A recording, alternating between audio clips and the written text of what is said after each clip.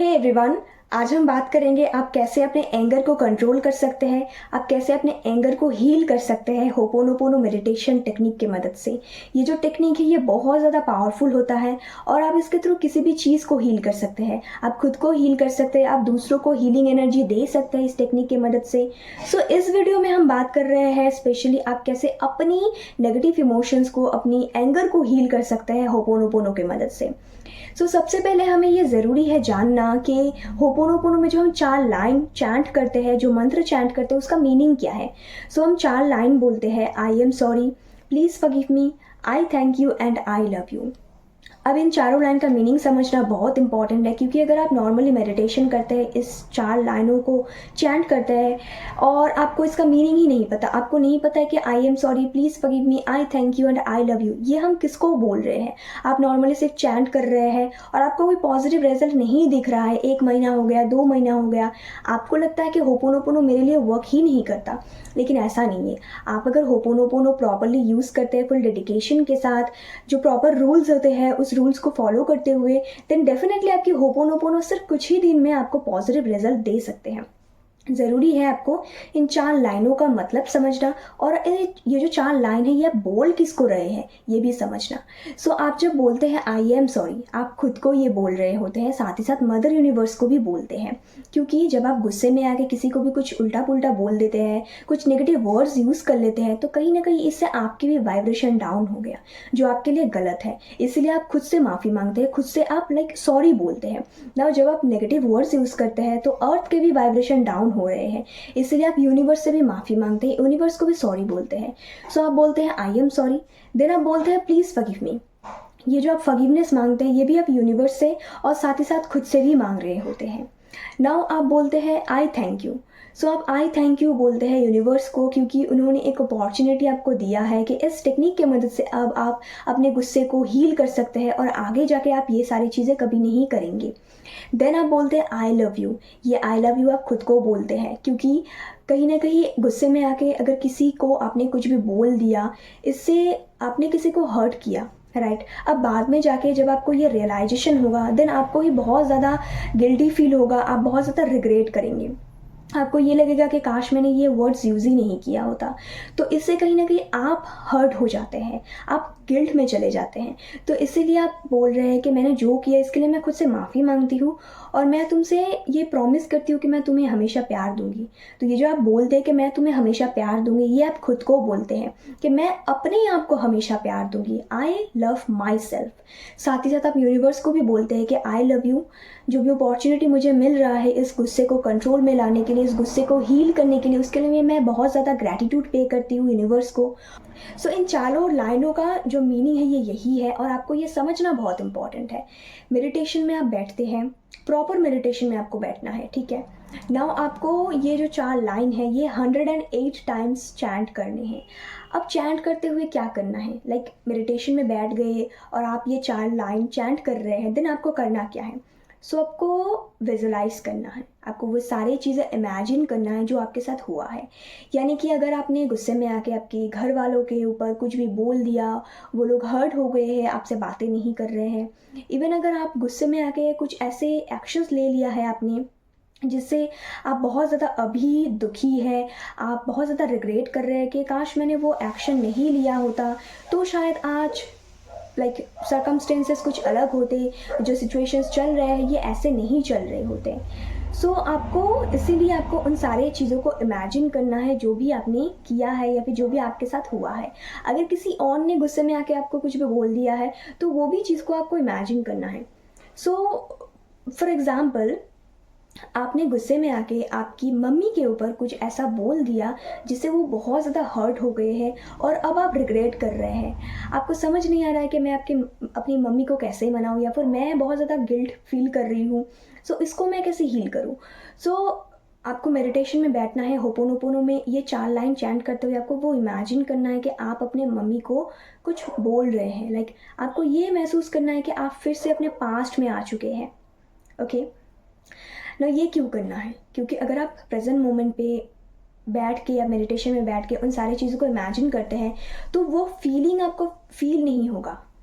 तो आपको उन सारी चीज़ों को इमेजिन करना है कि उस मोमेंट पे ये सारी चीज़ें हुए हैं, और आपको ये भी फील करना है कि यस, मेरे पास एक चांस है, एक अपॉर्चुनिटी है कि अब मैं अपने पास्ट को हील कर सकती हूँ।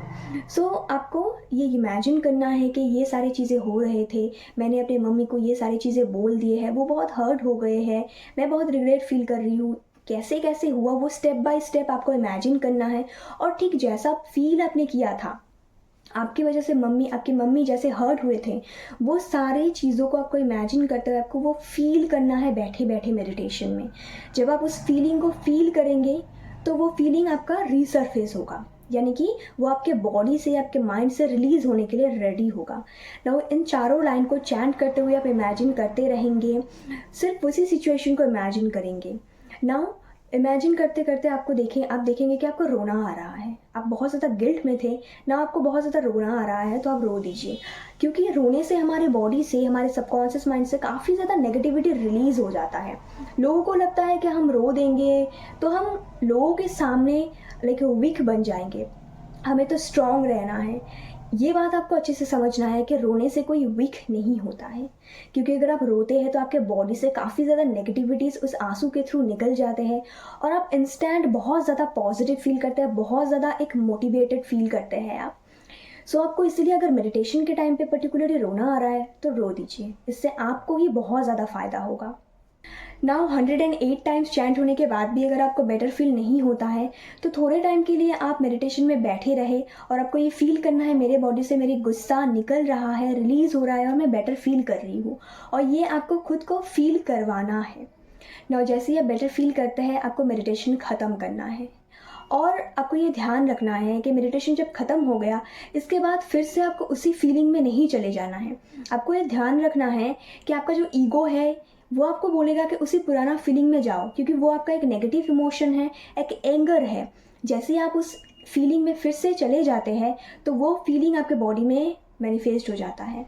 तो इसीलिए आपको उस पुराने फीलिंग को नहीं, जो न्यू फीलिंग आपने खुद डेवलप किया है मेडिटेशन के टाइम पे, आपने खुद को फगीव कर दिया है, उस फगीवनेस को आपको याद करना है कि यस, मैंने खुद को फगीव कर दिया है, अब कुछ नहीं होगा, अब मेरे मम्मी या फिर पापा जिनको भी मैंने कुछ बोला है वो भी मुझे फगीव कर देंगे, और मेरे गुस्सा धीरे धीरे मेरे कंट्रोल में आ रहा है। और एक्चुअली में आपको यही करना है, क्योंकि जब भी नेक्स्ट टाइम आपको गुस्सा आए तो कभी भी गुस्से में आके किसी को भी नहीं बोलना है कुछ भी, इससे आपके भी नेगेटिव कर्मा बैगेजेस बढ़ जाएंगे और भी, क्योंकि जब आप गुस्से में आके कुछ भी बोलते हैं तो आपका नेगेटिव कर्म क्रिएट होता है, और आप ये नहीं चाहते हैं, राइट। सो गुस्से में आके कुछ भी मत बोलिए, गुस्से को कंट्रोल रखिए। उस टाइम पे अगर कुछ कोई बोल रहे हैं उसको सुन लीजिए।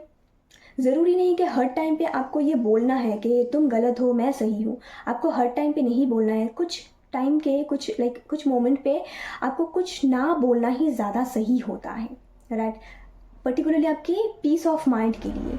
सो आपको हमेशा खुद को प्रूफ करने की ज़रूरत नहीं है। अगर कोई कुछ बोल रहे हैं, ठीक है, आपने सुन लिया, ना आप अपने रूम में जाके थोड़े टाइम के लिए अकेले बैठ जाइए। अगर आपको रोना आता है तो रो दीजिए, क्योंकि जब आप रो लेते हैं तो कहीं ना कहीं आप किसी और को हर्ट नहीं कर रहे हैं और आपके इमोशंस बाहर आ गए।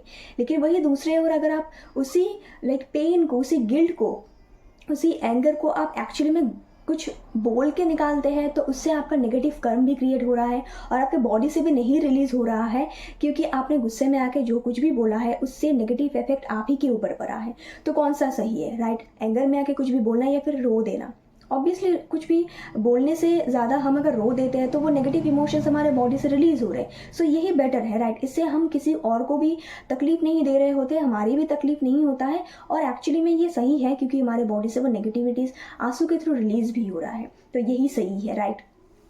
सो जब भी गुस्सा आए नेक्स्ट टाइम आपको मेडिटेशन में बैठना है, होपोनोपोनो करना है, ये 4 लाइन चैंट करना है और उसी सिचुएशन को इमेजिन करते हुए उस सिचुएशन से जो पेन जुड़ा हुआ है, जो एंगर जुड़ा हुआ है, उस एंगर को धीरे धीरे रिलीज़ करना है। और ये आपको डेली बेसिस में करना है। ऐसा नहीं है कि आज किया, कल नहीं किया, फिर परसों कर लिया, फिर 10 दिन बाद किया, ऐसा नहीं है। अगर आप ऐसे करते हैं तो कहीं ना कहीं जो आपके आसपास हो रहे हैं इससे आपको ट्रिगर तो डेली बेसिस में मिल रहा है, तो वो ट्रिगर्स के थ्रू जो एंगर आपके अंदर डेवलप हुआ वो एंगर आपके बॉडी में ही अटैच होकर रह गया और वो रिलीज़ नहीं हो पाया। नेक्स्ट टाइम जब आप मेडिटेशन करेंगे तो आपको बहुत ज़्यादा दिक्कत होगा उस एंगर को रिलीज़ करने में। इसलिए आपको डेली बेसिस में इस मेडिटेशन को करना है और हर एक टॉपिक में करना है। यानी कि आपने गुस्से में आकर किसी को कुछ बोल दिया, आपने गुस्से में आके कुछ एक्शन ले लिया, आपने गुस्से में आके कोई डिसीजन ले लिया और अब जाके आप रिग्रेट कर रहे हैं, तो इन सारे टॉपिक में करना है। लेकिन आपको ये भी ध्यान रखना है कि जो होपोनोपोनो टेक्निक है आप एंगर के ऊपर कर रहे हैं, राइट। सो इसी एंगर के ऊपर आपको एटलीस्ट 1 महीने तक कंटिन्यू करना है, जब तक ये एंगर आपके बॉडी से पूरी तरह से रिलीज़ नहीं हो जाता है और आप एक्चुअली में बहुत ज़्यादा एक पॉजिटिव स्टेट में नहीं पहुंच जाते हैं। जब ये पूरी तरह से रिलीज़ हो गया, आप एक्चुअली में एक बेटर पर्सन बन चुके हैं, देन आप नेक्स्ट टॉपिक में जाइए। यानी कि किसी और के लिए आप हीलिंग कीजिए या फिर आप अपनी कोई और नेगेटिव इमोशन को हील करने की कोशिश कीजिए। सो बेसिकली आपको एक ही साथ 2-3 चीज़ों को हील नहीं करना है, क्योंकि इससे आपको बहुत ज़्यादा प्रॉब्लम होगा, कोई भी चीज़ हील नहीं होगा। सो आपको एक ही टॉपिक को लेना है। यानी कि अगर आप एंगर को हील करना चाहते हैं तो हर एक पार्ट में, लाइक आपके लाइफ के हर एक एरिया में आपके एंगर की वजह से जो भी इश्यूज़ चल रहे हैं उन सारे इश्यूज़ को एक एक दिन में आप हील कीजिए।